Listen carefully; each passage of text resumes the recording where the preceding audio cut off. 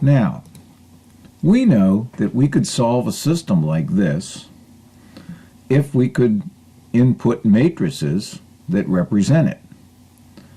Of course, the coefficient matrix in this case, as we just did, would be the numbers in front of the variables, as you see, the 25, 20, and 30. And the constant matrix, we'll call it B, would be the numbers on the right side that are constant. And if we could calculate, or a calculator could calculate for us, A inverse times B, son of a gun, we would know, we'll call it the point of intersection, x would be 10 and y would be 8. We would know the solution to this system. Well, let's do the same thing, but this time let's do it with our Desmos calculator. Of course, we'll go to the Desmos site, and since we're working with matrices, we're going to have to go to the matrix calculator. So I'll click on Math Tools and select Matrix Calculator. Now, it's blank. I'm going to have to input these two matrices in this case.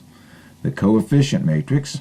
Now, I'm going to click New Matrix and put in what will be a 2 by 2. It's already set to 2 by 2 for matrix A. Let me do that quickly. The 20, the 5, just like we did in an earlier problem, and the 30. Okay, so there's our matrix A. And we have to put in, that's our coefficient matrix. And then we have to put in, I'll click New Matrix, and put in our matrix B. But our matrix B is a 2 by 1. So I don't want as many columns. I'm going to minus down here at columns. Okay? And recall that matrix B was 240 and 440. Okay, well now I have my matrices in there. I'm ready to solve this thing. So I have to calculate, don't I? A inverse times B.